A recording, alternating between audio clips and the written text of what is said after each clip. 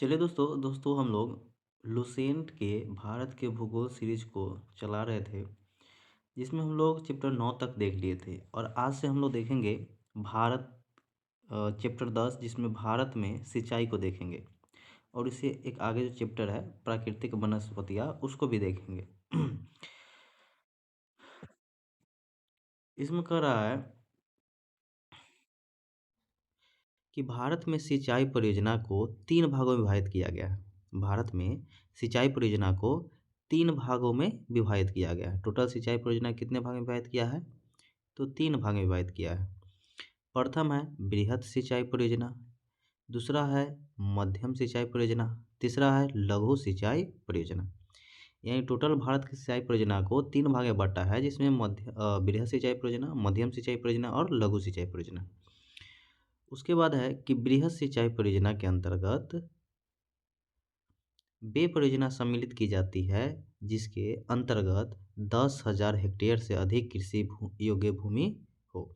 यानी कि जो बृहद सिंचाई परियोजना हम लोग देखे, उसके अंतर्गत जिसके अंतर्गत 10,000 हेक्टेयर से ज़्यादा 10,000 हेक्टेयर से ज़्यादा अगर भूमि है आपके पास, तो उसको हम लोग बृहद सिंचाई परियोजना के अंतर्गत सम्मिलित करेंगे। उसके बाद है मध्यम सिंचाई परियोजना। मध्यम सिंचाई परियोजना इसमें कह रहा है कि मध्यम सिंचाई परियोजना के अंतर्गत वे परियोजना सम्मिलित की जाती है जिसके अंतर्गत 2,000 से 10,000 हेक्टेयर कृषि योग्य भूमि हो। यानी मध्यम सिंचाई परियोजना के अंतर्गत 2,000 से 10,000 हेक्टेयर के कृषि योग्य भूमि को शामिल करेंगे। और बृहद में अभी देखें कि 10,000 हेक्टेयर से अधिक। उसके बाद है लघु सिंचाई परियोजना। लघु सिंचाई परियोजना के अंतर्गत वे परियोजना सम्मिलित की जाती है जिसके अंतर्गत 2,000 हेक्टेयर से कम कृषि योग्य भूमि हो। यानी कि अगर टोटल देखें, हम तीनों जो देखे अभी, बृहद, लघु और मध्य, तो बृहद के अंतर्गत 10,000 हेक्टेयर से अधिक रहेगा, तो हम बृहद सिंचाई परियोजना के अंतर्गत रखेंगे। मध्यम सिंचाई परियोजना के अंतर्गत देखें कि 2,000 से 10,000 हेक्टेयर अगर कृषि योग्य भूमि हो, तो उसको मध्यम सिंचाई परियोजना के अंतर्गत रखेंगे। और लघु सिंचाई परियोजना के अंतर्गत 2,000 हेक्टेयर से कम कृषि योग्य भूमि हो, तो उसको लघु सिंचाई परियोजना के अंतर्गत रखेंगे। आगे है कि वर्तमान समय में भारत की कुल संचित क्षेत्र वर्तमान समय में भारत की कुल संचित क्षेत्र का 37% बड़ी एवं मध्यम सिंचाई परियोजना के अधीन है। यानी टोटल 100% में से 37% जो है सिंचित क्षेत्र जो है मध्यम और बृहत बृहत और मध्यम, यानी बड़ी और मध्यम सिंचाई परियोजना के अंतर्गत है। और 63% छोटी सिंचाई परियोजना के अंतर्गत है। टोटल 63% छोटी सिंचाई परियोजना के अंतर्गत है। यानी सबसे ज़्यादा का है तो छोटी सिंचाई परियोजना के अंतर्गत संचित भूमि यानी कृषि योग्य भूमि होगा। ठीक ना। उसके बाद है कि विश्व का सर्वाधिक संचित क्षेत्र चीन में टोटल कितना है? 21%। कहेगा विश्व में सर्वाधिक संचित क्षेत्र किस देश में है? तो चीन में। और भारत में है 20.2%। भारत में है 20.2%। तो टोटल संचित क्षेत्र का है विश्व में, तो प्रथम पर हो जाएगा चीन और दूसरा पर हो जाएगा भारत। 21% के साथ चीन है, 20.2% के साथ भारत है, विश्व के अंतर्गत का है तो। ठीक ना, विश्व के टोटल भूमि के। उसके बाद है भारत में शुद्ध बोए गए क्षेत्र, यानी 13,060 लाख हेक्टेयर के लगभग 33% भाग पर सिंचाई की सुविधा उपलब्ध है।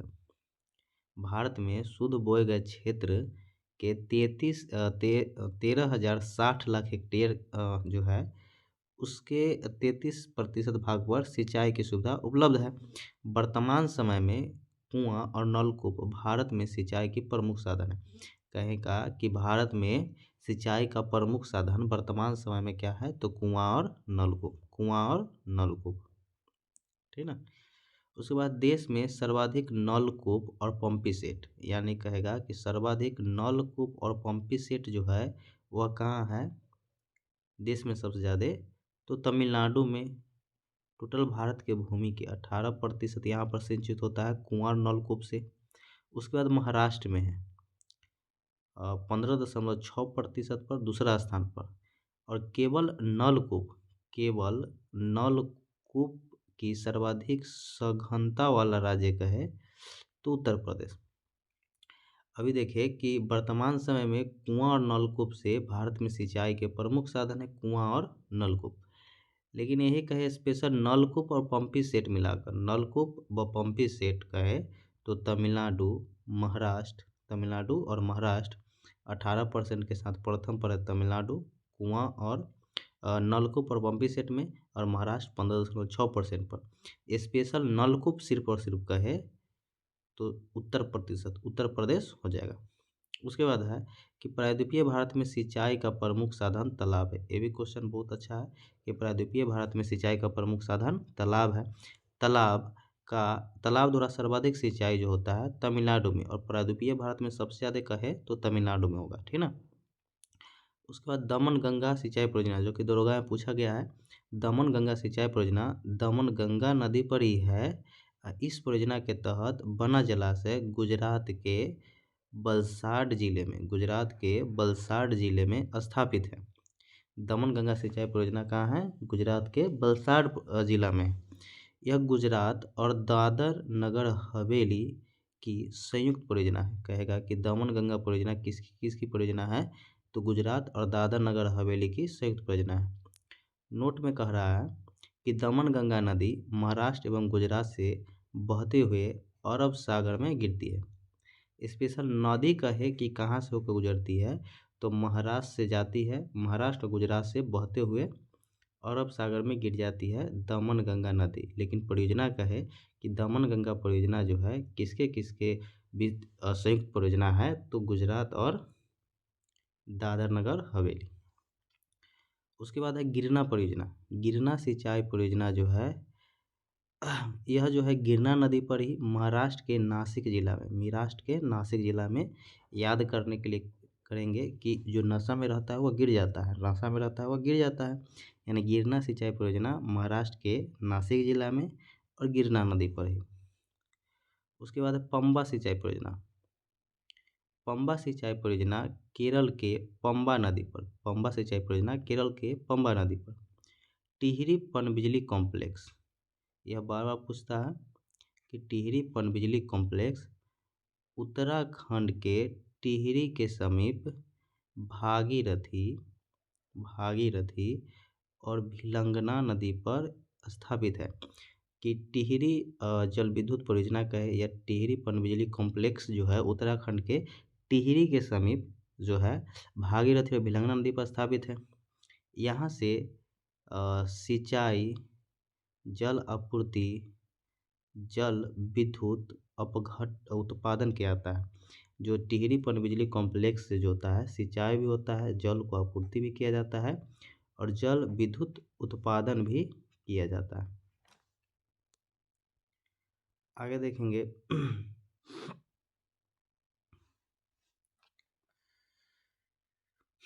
कि राष्ट्रीय जल संसाधन परिषद की स्थापना जो हुआ था 1983 में हुआ था। राष्ट्रीय जल संसाधन परिषद की स्थापना 1983 में हुआ था। उसके बाद है कि इंदिरा गांधी नहर को सतलज नदी से जल मिलता है। इंदिरा गांधी नहर को जल जो मिलता है सतलज नदी से मिलता है और यह भारत की सबसे लंबी सिंचाई नहर है। कहेगा कि भारत की सबसे लंबी सिंचाई नहर कौन है तो इंदिरा गांधी नहर, और इसको जल जो मिलता है सतलज नदी से मिलता है। किससे मिलता है? सतलज नदी से मिलता है और भारत की सबसे लंबी सिंचाई नहर है। सारण सिंचाई नहर एवं त्रिवेणी नहर गंडक नदी से जल प्राप्त करता है। तो सारण सिंचाई नहर और त्रिवेणी नहर किससे जल प्राप्त करता है? गंडक नदी से। उसके बाद है कि राष्ट्रीय जल संभर परियोजना का क्रियान्वयन कृषि मंत्रालय द्वारा किया जाता है। कि जो भी राष्ट्रीय जल संभर परियोजना है उसका क्रियान्वयन कौन करेगा तो कृषि मंत्री करेगा। कृषि मंत्रालय करेगा। उसके बाद है कृषि क्षेत्र में जल का उपयोग भारत में सर्वाधिक होता है। कि अगर कहेगा स्पेशल भारत में कृषि क्षेत्र में सबसे ज़्यादा जल का उपयोग होता है। उसके बाद है मल्टी स्टेज लिफ्ट सिंचाई स्कीम। मल्टी स्टेज लिफ्ट सिंचाई स्कीम जिसको कालेश्वरम पर बनाया गया है, जिसको कालेश्वरम भी कहते हैं। और यह जो बनाया गया था गोदावरी नदी पर बनाया गया था। किस पर बनाया गया था? गोदावरी नदी पर बनाया गया है कालेश्वरम, ठीक ना। इसको मल्टी स्टेज लिफ्ट सिंचाई स्कीम भी कहते हैं। कह रहा है कि तेलंगाना, और पूछेगा जी कालेश्वरम जो सिंचाई स्कीम जो है कहाँ है, तो तेलंगाना में। कहाँ है? तेलंगाना में, गोदावरी नदी पर, ठीक ना। तेलंगाना के जयशंकर भर भरलपल्ली जिला के मेडिगड्डी में विश्व की सबसे बड़ी मल्टी स्टेज लिफ्ट सिंचाई स्कीम जिसको कालेश्वरम कहते हैं, कालेश्वरम का लोकार्पण तेलंगाना के मुख्यमंत्री जो उस समय चंद्रशेखर थे, चंद्रशेखर राव ने 21 जून 2019 ईस्वी में किया था। ये 2019 ईस्वी में किया था, ठीक ना। यानी कि मल्टी स्टेज लिफ्ट सिंचाई स्कीम कालेश्वरम जिसको कहते हैं गोदावरी नदी पर तेलंगाना में है। और यह विश्व की सबसे बड़ी मल्टी स्टेज लिफ्ट सिंचाई स्कीम है, जो कि जिसका लोकार्पण चंद्रशेखर जो तेलंगाना के मुख्यमंत्री थे उस समय, और इसका लोकार्पण 21 जून 2019 ईस्वी को किया था। यह प्रोजेक्ट की मुख्य विशेषता है, प्रथम विशेषता है कि कालेश्वरम लिफ्ट सिंचाई जो है 139 MW अधिकतम यानी मेगावाट की क्षमता, मेगावाट अधिकतम क्षमता वाला पंप का उपयोग किया गया। विश्व में अभी तक इतनी क्षमता वाले पंप का उपयोग कभी नहीं किया गया। दूसरी बात है कि विश्व की सबसे बड़ी टनल रूट 203 मीटर की निर्माण किया गया। उसके बाद है 3 नंबर कि कालेश्वरम विश्व की अकेली एकमात्र ऐसी प्रोजेक्ट है जो प्रतिदिन 2 TMC पानी लिफ्ट करेगी। 2 TMC लिफ्ट पानी लिफ्ट करेगी।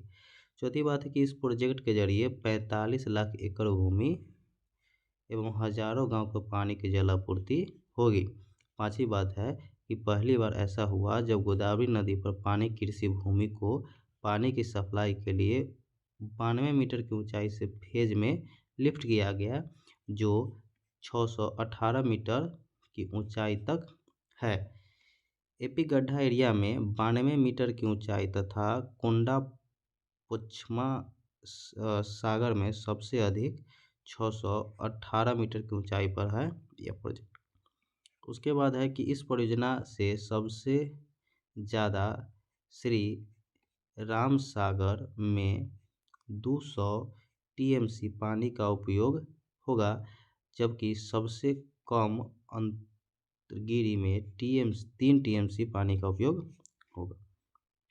आगे देखेंगे, इसमें कहेगा जो इम्पोर्टेंट बात है, जो इतना ही इम्पोर्टेंट बात है वो सब ज़्यादा याद नहीं करने वाला बात है कि यह जो कौन नदी पर है, तो गोदावरी नदी बनाया गया था और भरतपुर जिला तेलंगाना में बनाया गया था। इसका लोकार्पण जो हुआ है 21 जून 2019 ईस्वी को हुआ है। आगे है कि भारत सरकार 1983 ईस्वी में राष्ट्रीय जल संसाधन परिषद का गठन किया।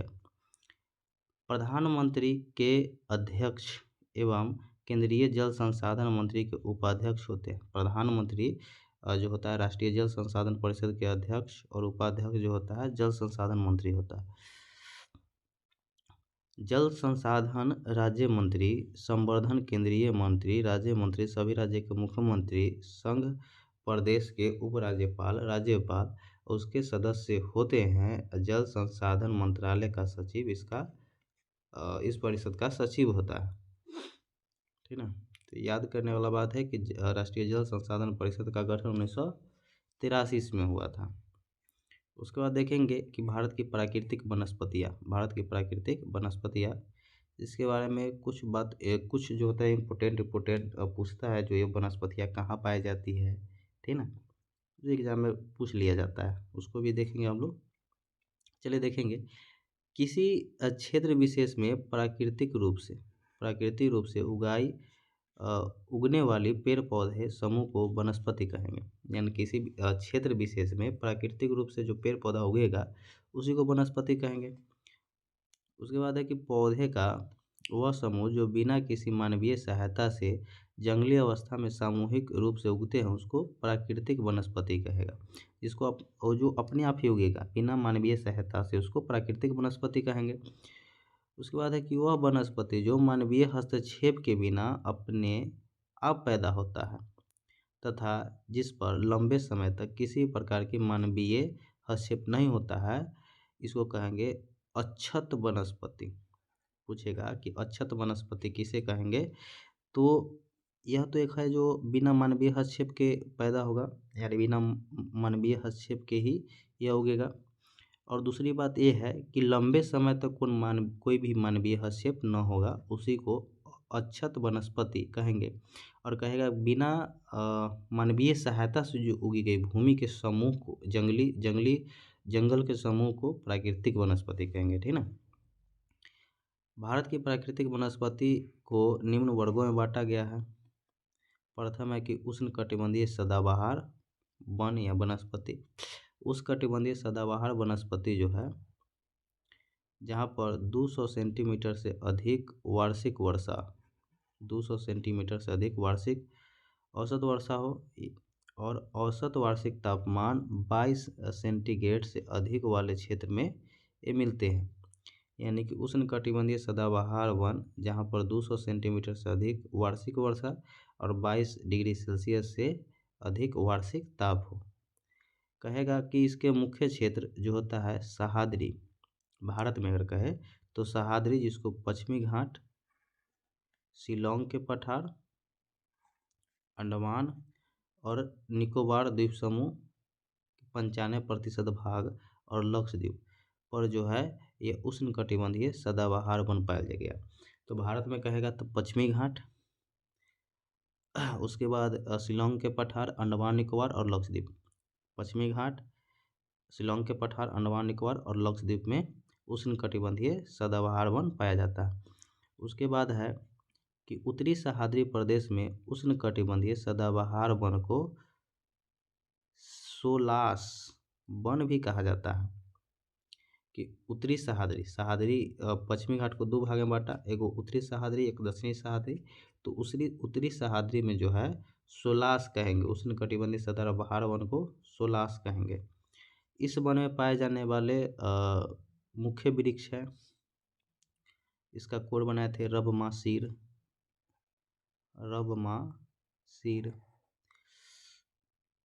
र से हो गया रोजवुड, ब से हो गया बेंत, रोजवुड बेंत। एम से हो गया महोगनी, उसके बाद ए से हो गया एनी और एबनी, सी से हो गया सिनकोना, र से हो गया रबर। इस सब के जो पेड़ पाया जाएगा एवं मसाले के बागान के लिए भी महत्वपूर्ण है। ठीक ना। यानी उष्णकटिबंधीय सदाबहार वन कहेगा कि कौन कौन वन इसमें कौन कौन पेड़ उगेगा, तो इसका कोड है रबमासीर। र से हो जाएगा रोजवुड, ब से बेंत, एम से महोगनी, ए से एनी एबनी, डबल ए है, ए से एनी, ए से एबनी, सी से हो जाएगा सिनकोना, र से रबर। और मसाला के बागान के लिए भी महत्वपूर्ण भूमिका निभाता है।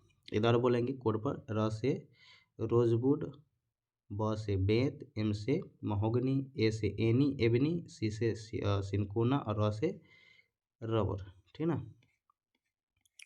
दूसरा है कि उष्णकटिबंधीय आर्द्र पर्णपाती वन। उष्णकटिबंधीय आर्द्र पर्णपाती वन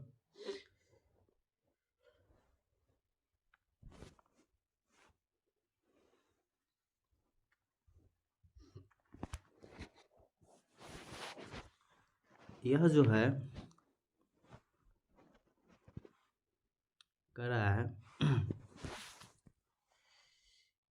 कि यह 100 से 200 सेंटीमीटर यहाँ पर वर्षा होगा। 100 से 200 सेंटीमीटर तक यहाँ पर क्या होगा, वर्षा होगा। उष्णकटिबंधीय सदाबहार वन में देखे थे कि 200 सेंटीमीटर से अधिक और 22 डिग्री सेल्सियस से अधिक तापमान। लेकिन उष्णकटिबंधीय अर्धपर्णपाती वन में हम लोग देखेंगे कि 100 से 200 सेंटीमीटर क्षेत्र में वर्षा होगा। एवं उत्तर पूर्वी राज्य हिमालय के गिरिपद उत्तराखंड हिमाचल प्रदेश के क्षेत्र हो गया, पश्चिमी घाट पूर्वी ढाल उड़ीसा में पाए जाते हैं और मध्य प्रदेश में भी उष्णकटिबंधीय अर्धपर्णपाती वन ही पाया जाएगा।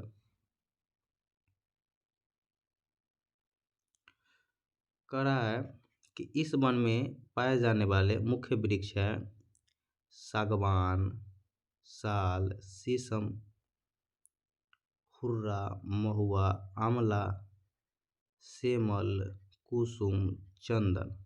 ठीक ना, कौन कौन हो गया?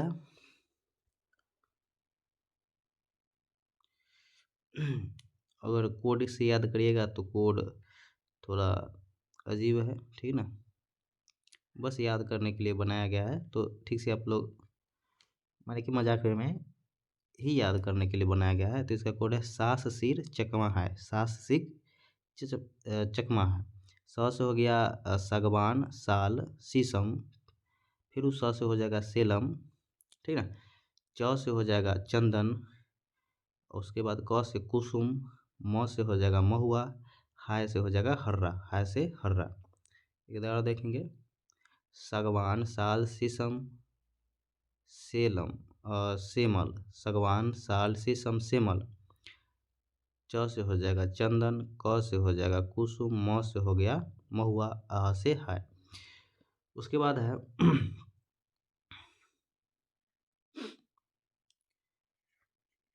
कि अंग्रेजों ने गढ़वाल एवं कुमायूं, गढ़वाल जनपद और कुमायूं जनपद उत्तराखंड में है, कि अंग्रेजों ने गढ़वाल एवं कुमायूं में पाए जाने वाले ऊख के स्थान पर चीर के पेड़ लगाए। ऊख के स्थान पर क्या लगाया? चीर के पेड़ लगाया, ठीक ना। जिसका उपयोग रेल की पटरी बनाने के लिए हुआ और रेल की पटरी बनाने में सखुआ की लकड़ी का भी प्रयोग हुआ। यानी कि गढ़वाल और कुमायूं जनपद में ऊख का पेड़ होता था, तो ऊख के पेड़ के स्थान पर चीड़ का पेड़ का प्रयोग किया गया, क्योंकि इससे रेल की पटरी बनाया। और इसके साथ साथ और सिकुआ की लकड़ी से भी रेल की पटरी बनता है। उसके बाद है उष्णकटिबंधीय शुष्क पर्णपाती वन। यहाँ पर जो होगा 70 से 100 डिग्री सेंटीमीटर वर्षा होगा, ठीक ना। यहाँ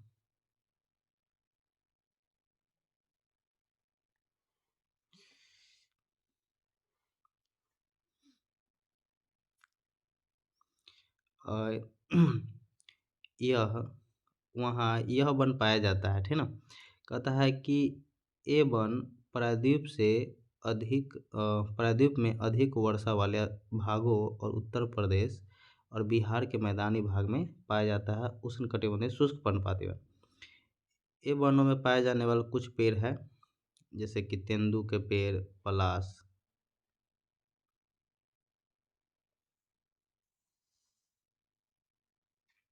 उसके बाद बेल, खैर, अक्सबुर,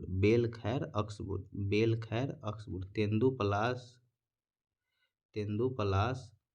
अमलतास, बेल, खैर, अक्सबुर। तो ये है उष्णकटिबंधीय शुष्क पर्णपाती के कुछ वृक्ष जो है से हैं। उसके बाद देखेंगे उष्णकटिबंधीय कांटेधारी वन, जहाँ पर 15 सेंटीमीटर से कम वर्षा होगा। 15 सेंटीमीटर से कम वर्षा वाले क्षेत्र में यह वन पाया जाएगा उष्णकटिबंधीय कांटेधारी वन। यानी कि जो लगभग जहाँ पर वर्षा कम होता है, ठीक ना, जो राजस्थान के एरिया से सटा हुआ है, वहाँ पर यह पाया जाएगा।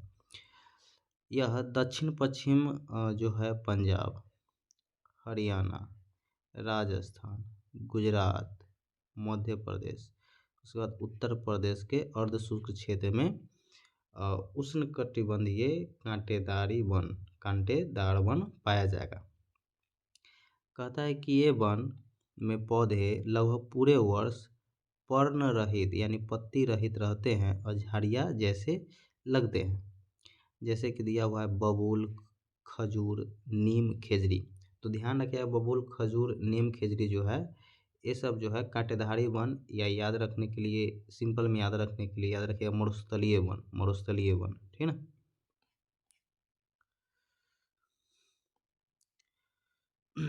ये पेड़ के नीचे 2 मीटर लंबी कुछ घास उगती है। उसके बाद पर्णपाती वन देखेंगे, पचमा पर्णपाती वन कहता है कि पर्वतीय वन, पर्वतीय वन पर्वतीय क्षेत्र में ऊंचाई के साथ तापमान घटने के साथ साथ प्राकृतिक वनस्पति में भी बदलाव आते हैं। ये लाइन याद रखिएगा कि पर्वतीय क्षेत्र में जब ऊंचाई बढ़ता है जिसके कारण तापमान क्या होता है, घटता है। उसके साथ साथ प्राकृतिक वनस्पति में भी बदलाव आ जाता है। इस वनों को दो भागों में बांटा गया है, एक है उत्तरी पर्वतीय वन और दक्षिणी पर्वतीय वन। आगे है कि हिमालय के गिरिपद पर पर्वतीय वन पाए जाते हैं, और पर्वतीय वन जो पाया जाएगा इसको कहेंगे उष्णकटिबंधीय अर्ध पर्णपाती वन भी कहेंगे। जो गिरिपद में, इससे पहले हम लोग देखेंगे कि हिमालय के गिरिपद में उष्णकटिबंधीय अर्ध पर्णपाती वन भी पाया गया था। उसके बाद है कि अगर हिमालय के और भाग बांटे तो 1000 से 200 मीटर की ऊंचाई पर अर्ध शीतोष्ण कटिबंधीय प्रकार के वन पाया जाएगा। कि 1000 से 2000 की ऊंचाई पर जाएंगे तो अर्ध शीतोष्ण कटिबंधीय प्रकार के वन पाया जाएगा। उसके बाद पूर्वोत्तर भारत की उच्चतर पहाड़ी श्रृंखला जैसे पश्चिम बंगाल, उत्तरांचल की पहाड़ी इलाके में चौड़े पत्ते वाले ऊख, चेस्टनट और सदाबहार वन पाया जाएगा। इसको ओ चाचा याद रखिएगा, ऊख और चेस्टन और चीर भी याद रखिएगा। इस क्षेत्र में 1500 से अगर 1750 मीटर की ऊंचाई वाली पहाड़ी पर चीर वन पाया जाएगा, ओ चाचा, ठीक ना। ऊख, चीर और चेस्टन्स।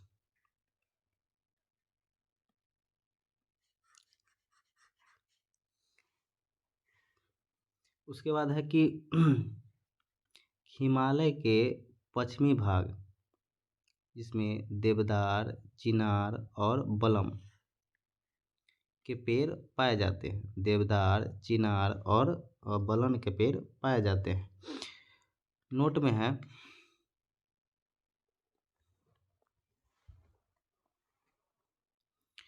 कि चिनार एवं बलन की लकड़ियाँ कश्मीर हस्तशिल्प के इस्तेमाल के लिए होती है।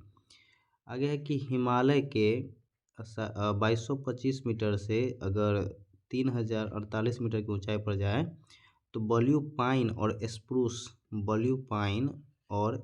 पाया जाएगा।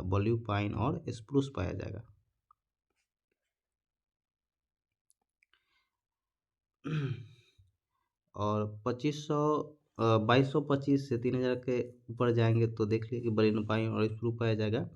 और 2225 से 3048 मीटर की ऊंचाई वाले स्थान पर शीतोष्ण कटिबंधीय घास भी उगती है।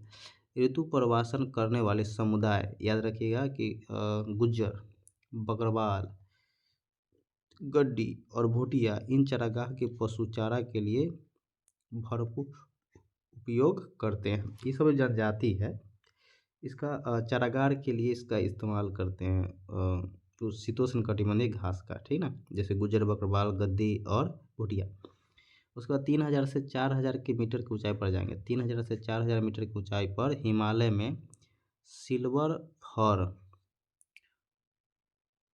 जूनिफर, पाइन बर्च और रोडोडेंड्रॉन आदि वृक्ष मिलती है। सिल्वर फर, जूनिफर, पाइन बर्च और रोडोडेंड्रॉन आदि वृक्ष मिलती है। आगे है कि शुष्क उत्तरी ढलान की तुलना में अधिक वर्षा वाले हिमालय के दक्षिणी ढलान पर अधिक वनस्पति पाई जाती है। कि शुष्क उत्तरी ढलान की तुलना में अधिक वर्षा वाले हिमालय के दक्षिणी ढलान पर, यानी उत्तरी ढलान के अपेक्षा दक्षिणी ढलान पर अधिक वनस्पति पाई जाएगी। आगे देखेंगे कि अधिक ऊंचाई वाले भाग पर टुंड्रा वनस्पति जैसे मॉस और लाइकेन आदि पाया जाएगा। कि अधिक ऊंचाई वाले स्थान पर टुंड्रा वनस्पति, मॉस और लाइकेन पाया जाएगा। दक्षिणी पर्वतीय वन मुख्यतः प्रायद्वीप के 3 भाग में मिलते हैं। एक पश्चिमी घाट, एक विंध्याचल और नीलगिरी के क्षेत्र में पर्वत श्रृंखला। ये श्रृंखला उष्णकटिबंधीय में पड़ती है। इनका समुद्र तल से ऊंचाई, जो समुद्र तल से ऊंचाई होगा, यह 1500 मीटर है। इसीलिए यहाँ ऊंचाई वाले क्षेत्र में शीतोष्ण कटिबंधीय और निचले क्षेत्र में उपोष्ण कटिबंधीय प्राकृतिक वनस्पति पाई जाती है। केरल, तमिलनाडु, कर्नाटक प्रांत में पश्चिमी घाट में इस तरह की वनस्पति पाई जाती है। नीलगिरी, अन्नामलाई और पालनी पहाड़ी पर पाए जाने वाले शीतोष्ण कटिबंधीय वन को सोलास कहते हैं, ठीक ना, के नाम से भी जाना जाता है। और इस वन को मंगनोलिया,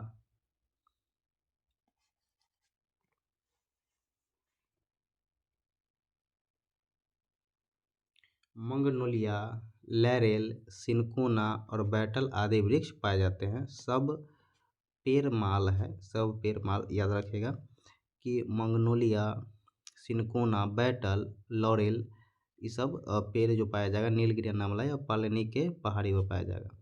उसके बाद मैंग्रोव वन देखेंगे कि भारत में मैंग्रोव वन जो होता है 6740 वर्ग किलोमीटर क्षेत्रफल में फैली हुई है, जो विश्व के मैंग्रोव क्षेत्र का 7% है। अगर भारत में पूछे 6740 यहाँ पर लिखा हुआ है, लेकिन करेंट में अगर पढ़ेंगे तो 3992 के आसपास है। अभी फ़िलहाल जो आया है 2025 वाला, उसमें कुछ बड़ा होगा, ठीक ना। 4992 के स्थान पर हो जाएगा, 98 के आसपास है, देख लीजिएगा आप लोग।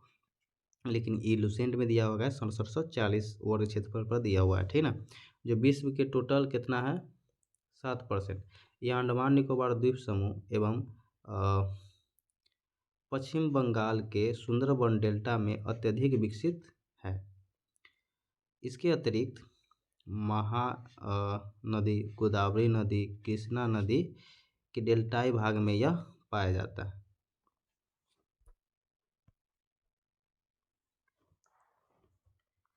आगे हैं कि भारत में वन का आवरण। इंडियन स्टेट फॉरेस्ट रिपोर्ट 2011 के अनुसार वास्तव वन अवधारणा 21.05, जिसमें 12.29 पर सघन वन और 8.75 पर बृहत वन पाया गया। तो यह 2011 का डाटा दिया हुआ है, ठीक। उसके बाद है राजस्व विभाग के प्राप्त आंकड़े के अनुसार 23.28% पर वन पाया गया। ये जो वन है, ये वाला भाग, ये करेंट से देखिएगा आप लोग, करेंट से, ठीक ना। लक्षद्वीप में वन क्षेत्र शून्य, लक्षद्वीप में वन क्षेत्र शून्य है। वहीं अंडमान निकोबार में जो है 86.93% है। उसके बाद 10% से कम वन क्षेत्र वाले राज्य मुख्य तौर पर देश के उत्तर और उत्तर पश्चिमी भाग में स्थित है। ये राज्य जहाँ पर 10% से कम वन है, राजस्थान है, गुजरात है, पंजाब, हरियाणा, राष्ट्रीय राजधानी क्षेत्र दिल्ली, यहाँ पर 10% से कम वन है। राजस्थान, गुजरात, पंजाब, हरियाणा और दिल्ली, 5 को यह हुआ। उसके बाद तमिलनाडु और पश्चिम बंगाल में 10 से 20% भाग पर वन है। उसके बाद है कि प्रायद्वीपीय भारत में दादर नगर हवेली, तमिलनाडु, गोवा को छोड़कर शेष सभी राज्य में 20 से 30% से अधिक भूमि पर वन है। अगर प्रायद्वीपीय भारत में दादर नगर हवेली, तमिलनाडु और गोवा को छोड़ दे तो बचा जो प्रायद्वीपीय भारत राज्य उसमें 20 से 30% भूमि है। पारिस्थितिकी संतुलन बनाए रखने के लिए कुल वनस्पति 33% होना चाहिए। और यह जो हुआ था भारत वन अधिनियम 1988 में, जो नई भारत वन अधिनियम आया था उसके अंतर्गत यह 33%, ठीक ना। भारत में जनजातीय जिला जो है 593 में से 188 जिले, जनगणना 2011 के अनुसार कुल भौगोलिक क्षेत्रफल भारत के क्षेत्रफल का 33.63% है, परंतु देश का 59.61% वन वही इन्हीं जिले में पाए जाते हैं। कि टोटल जो